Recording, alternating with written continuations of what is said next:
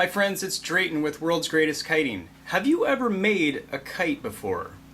Today I'm going to show you how to make a kite out of things that you will most likely be able to find right around your own house, and a kite that you'll be able to use for a long time. It's a simple kite. You can use this in a classroom if you're a teacher. You can use this at home if you have little kids. Even if you're an adult, this is a fun kite to fly. It flies inside, it flies outside.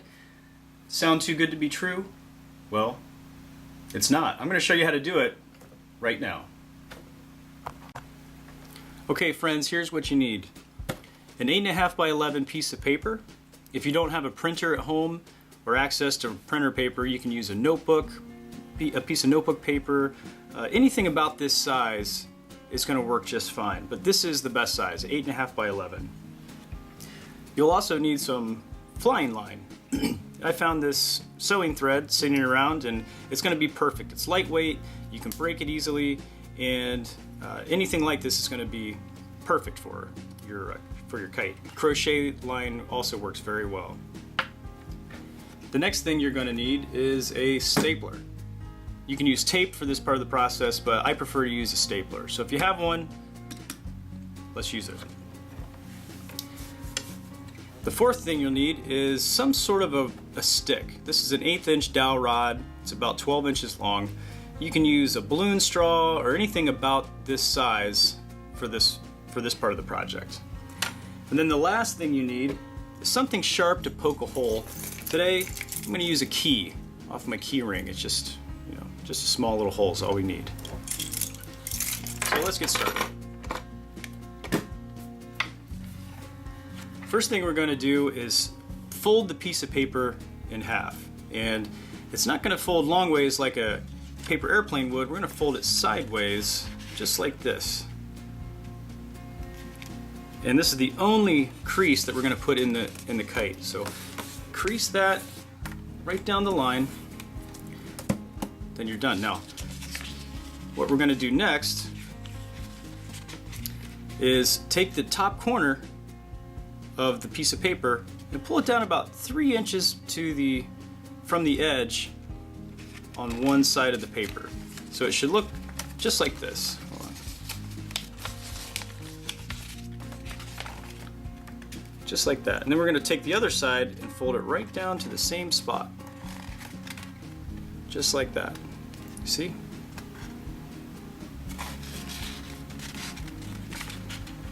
And it doesn't have to be exactly 3 inches, but somewhere in this range is going to work. So then we're going to take the stapler and attach that. We're going to staple this right there.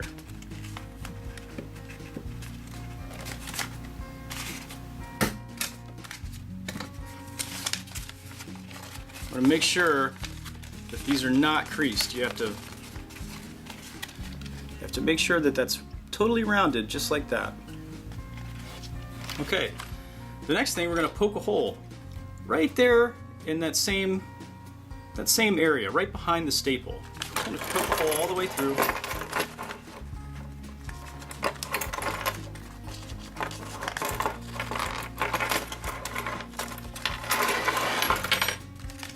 Just like that. Got a little hole. It's not the prettiest, but I got a hole there.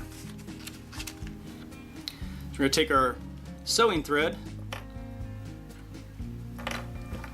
and put it through that hole.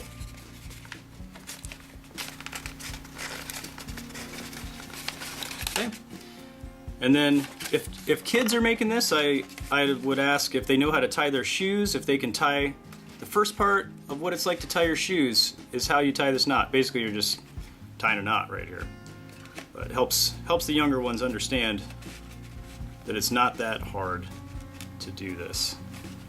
A lot of people think there's fancy knots in kiting. Sometimes there is, but this is not one of them. I'm just tying it 3 times in a regular knot. Okay. So there we have the kite. See how simple it was? Very easy to make. Now you're wondering, what is the stick for? Doesn't the stick go in there somewhere? No, it does not. The stick is for the handle. So we find that it makes it a lot easier. I'm going to pull out about 5 or 6 feet here. Break that off, and then I'm just going to tie the opposite end of the flying line to the end of the stick. Tie a double knot here.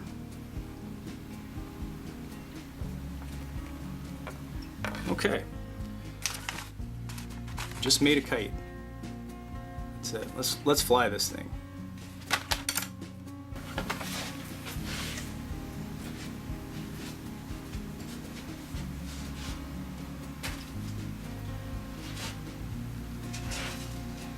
So for indoors, it looks like I made the line a little bit too long.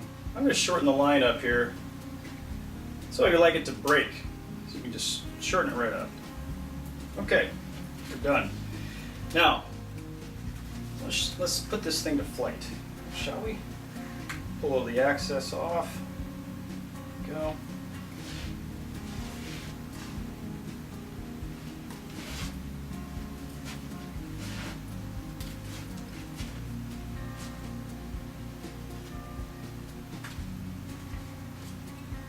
It's a little bit longer line. You could do a little bit more with this and let it turn a little bit more. Do some more tricks, maybe. Be creative. But with a short line like this, you can use it in a classroom. You can use this at a festival, someplace where there's a lot of people around. This isn't going to get in people's ways, and if it does, let's face it, it's not going to really bother anybody. It's not going to hurt anybody. And you can fly this right inside your house, hit a lamp, hit anything, and it's not going to damage things in your house. It's great for kids. And with a little bit longer line, I really enjoy these. Sometimes I'll just make one of these when there's nothing going on because it's just a piece of paper and some string. So it does keep you entertained, and it's pretty good adult fun too. So cool little kite, huh? Now, one other thing that you can try with this is you can put a paper clip in the front, you can put a penny in there and tape it in, and it'll fly just like a paper airplane does. This is modeled after a design that Francis Rogallo created a long time ago. Francis Rogallo, if you don't know who he is one of the founders of the wing, of what we know of today as a hang glider. Francis Rogallo developed. He was an engineer for NASA and developed a lot of different flying mechanisms based on kites. Very cool history with Francis Rogallo. We call this the Rogallo glider in workshops and so on because it mimics that same type of shape, and introduces some history to kiting. So cool kite, huh? That's it. Thanks for watching, everyone. I appreciate it. Until tomorrow, happy flying.